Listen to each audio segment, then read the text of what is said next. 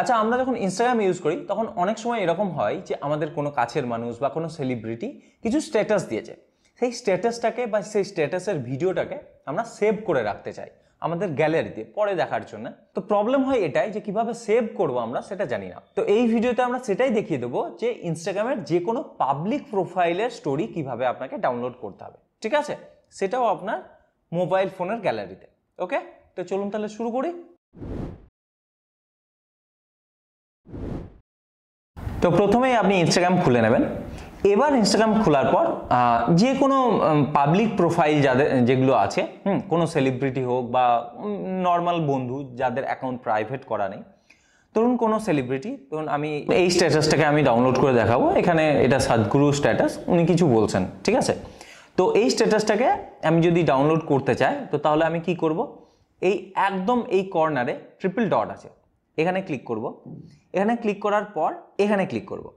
এখানে ক্লিক করলে এই নিচে অপশন আছে দেখুন কপি লিঙ্ক, এই কপি লিঙ্কে ক্লিক করলাম, লিঙ্কটা কপি হয়ে গেল। এবার আমরা চলে যাব ক্রোম ব্রাউজারে, এখানে লিখে সার্চ করব ইনস্টাগ্রাম স্টোরি ডাউনলোড। এখানে ইনস্টাগ্রাম স্টোরি ডাউনলোড লেখার পরেই দেখুন অনেকগুলো মানে ওয়েবসাইট চলে আসলো।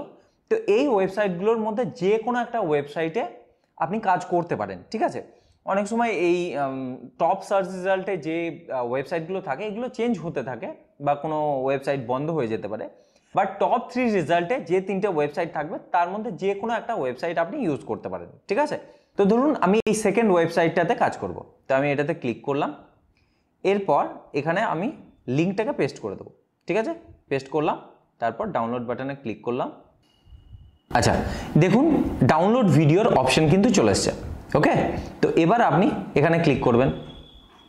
অ্যাড এসছে, অ্যাডটাকে এখান থেকে ক্যান্সেল করতে হবে।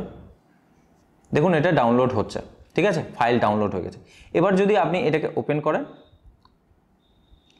এখান থেকে ক্লিক করলে দেখতে পাচ্ছেন এটা প্লে হচ্ছে, ঠিক আছে।